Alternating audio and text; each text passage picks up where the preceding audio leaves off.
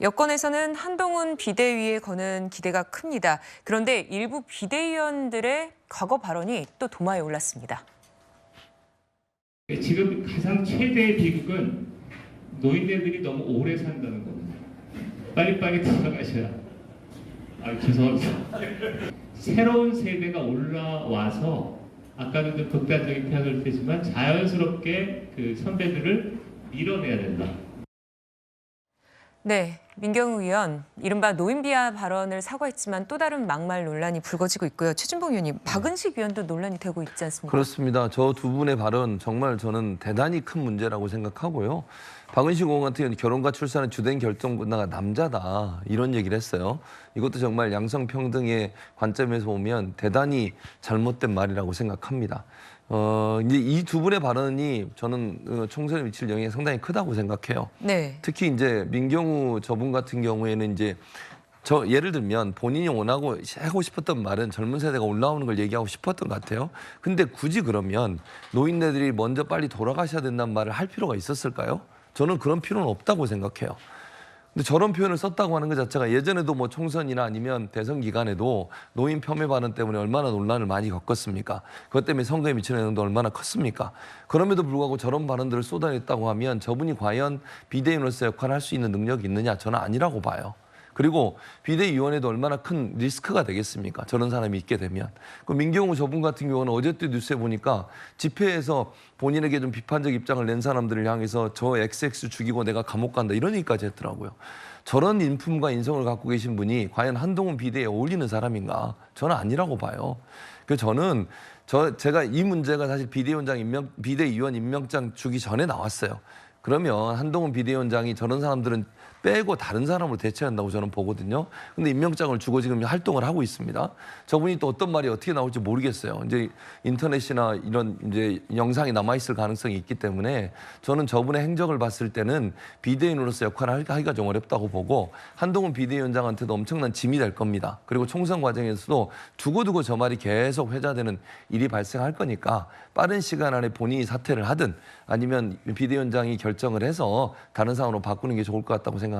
네, 이런 가운데 또 국민의힘에선 이탈자가 나오기 시작했습니다. 천하람 전 국민의힘 전남 순천갑 당협위원장과 이기인 경기도 의원이 탈당을 선언했습니다. 정익진 변호사님, 어떻게 봐야 될까요? 글쎄요, 뭐 예상했던 바가 아닌가 싶은데 오히려 그 이준석 전 대표의 상계동 마포 숯불 갈비집 탈당 선언에서 배석을 안 했었단 말이에요. 그래가지고 혹시 안 따라가나 그렇게 생각을 했었는데 예상대로 이제 탈당을 하고 그다음 두 사람이 뭐 개혁신당이라고 하나요? 그 가칭 거기에 창당에 핵심적인 역할을 할 것이다라고 본인들이 이야기를 갖다 하니까 어떻게 하는지 좀 잘 지켜보면 될 것 같은데 관건은 아무래도 천하람 전 위원장이나 이기인 그 경기도 의원이나 그래도 좀 무게감이 떨어지는 그러한 그 정치인들이 아닌가 저는 그런 생각이 들거든요. 그렇기 때문에 보다 중량감이 있는 그러한 정치인들이 특히 현역 의원들이 얼마나 여든 야든 얼마나 그 이준석의 개혁신당에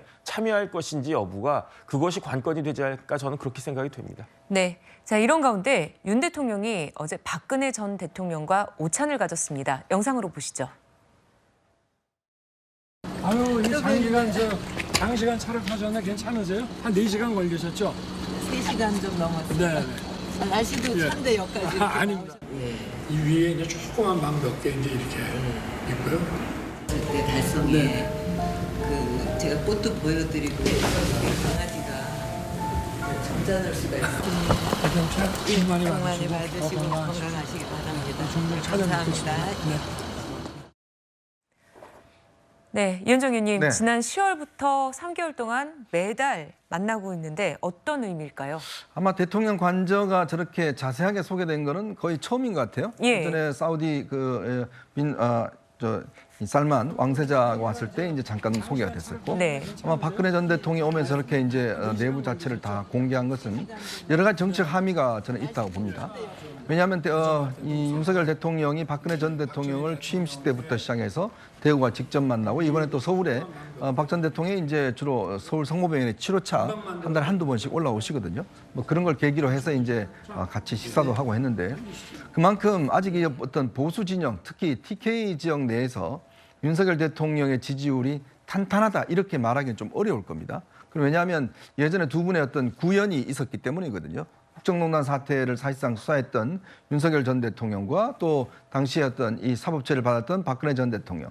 이것 때문에 사실은 지난 대선 때부터 어떤 이 보수정 내에서의 어떤 조금의 어떤 갈등 이런 것들이 충분히 있어 왔거든요. 예. 그러니까 선거를 앞두고 결국은 보수 진영 내부를 어떻게 하면 더 탄탄하게 다질 수 있을까라는 부분에 대한 저는 행보라고 해석을 하고 싶습니다.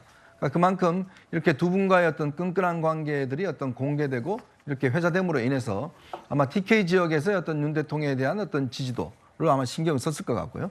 그리고 한동훈 위원장이 뭐 좀 전에 이제 박상규 의원도 이야기했지만 그러니까 충청 지역 출신들을 이제 중용한 것들 뭐 그런 의미라든지 결국은 네.